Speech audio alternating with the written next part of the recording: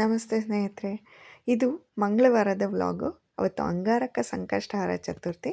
ನಾನು ನಮ್ಮನೇಲಿ ಹೇಗೆ ಪೂಜೆ ಮಾಡಿದೆ ಅನ್ನೋದನ್ನ ಈ ವಿಡಿಯೋ ಮೂಲಕ ತೋರಿಸ್ತೀನಿ ಬನ್ನಿ. ಮೊದಲನೇದಾಗಿ ಪೂಜೆಗೆಲ್ಲ ಶುಭ್ರ ಮಾಡಿಕೊಂಡು ದೇವರ ಮನೆ ಹಾಗೂ ದೇವ್ರನ್ನೆಲ್ಲ ಶುಭ್ರ ಮಾಡಿ ರೆಡಿ ಮಾಡಿ ಇಟ್ಕೊಂಡಿದ್ದೀನಿ.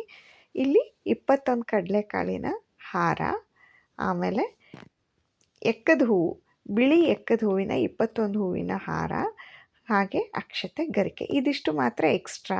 ಇನ್ನೆಲ್ಲ ದಿನನಿತ್ಯ ಪೂಜೆ ಮಾಡುವಂಥ ಪೂಜಾ ಸಾಮಗ್ರಿಗಳಿಂದನೇ ಷೋಡೋಪಚಾರದಿಂದ ಪೂಜೆ ಮಾಡ್ತೀನಿ. ಇಲ್ಲಿ ಉಡಿ ಇಡೋದಕ್ಕೋಸ್ಕರ 22 ರೂಪಾಯಿ ಅಡಿಕೆ ಎಲೆ, ದಾಳಿಂಬೆ ಹಣ್ಣು ಗಣಪತಿಗೆ ಇಡ್ತಾ ಇದ್ದೀನಿ.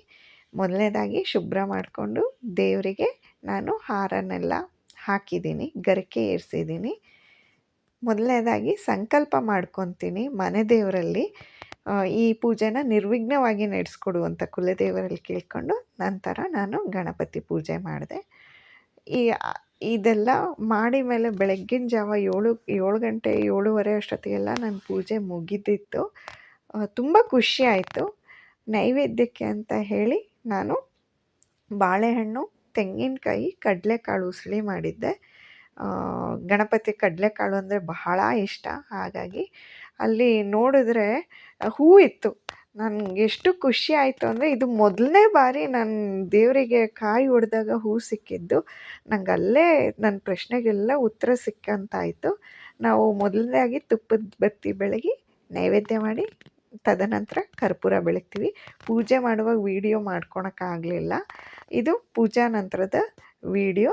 ಈ ವರ್ಷ ಮೊದಲನೇ ತಿಂಗಳು ಮಂಗಳವಾರ ಬಂದ್ರಿಂದ ತುಂಬ ಶ್ರೇಷ್ಠವಾಗಿರುವಂಥ, ತುಂಬ ಫಲ ಕೊಡುವಂಥ ಸಂಕಷ್ಟಹಾರ ಚತುರ್ಥಿ ಆಗಿತ್ತು. ಹಾಗೆ ಇಲ್ಲಿ ನಾನು ಮುಡುಪು ಕಟ್ಟಿಟ್ಟಿದ್ದೀನಿ. ಆ ಬಿಳಿ ಬಟ್ಟೆಯಲ್ಲಿ 11 ರೂಪಾಯಿ ಸ್ವಲ್ಪ ಅಕ್ಷತೆ ಹಾಕಿ ನನಗೆ ಯಾವ ಕೆಲಸ ನಡಿಬೇಕು ಅಂತ ಅಂದ್ಕೊಂಡಿದ್ದೀನೋ ಅದನ್ನು ಮನಸ್ಸಲ್ಲಿ ಸಂಕಲ್ಪ ಮಾಡಿ ಇಟ್ಕೊಂಡಿದ್ದೀನಿ. ಇದು ನನ್ನ ಅಂಗಾರಕ ಸಂಕಷ್ಟಹಾರ ಚತುರ್ಥಿಯ ಪೂಜೆ ವಿಡಿಯೋ ಆಗಿತ್ತು. ನಿಮಗೇನೇ ಸಂದೇಹ ಇದ್ದರೂ ಕಮೆಂಟ್ ಮೂಲಕ ಕೇಳಿ ತಿಳ್ಕೊಳ್ಳಿ. ಹೀಗೆ ಪ್ರೋತ್ಸಾಹಿಸ್ತಾ ಇರಿ. ಮುಂದಿನ ವಿಡಿಯೋದಲ್ಲಿ ಸಿಗ್ತೀನಿ. ನಮಸ್ತೆ.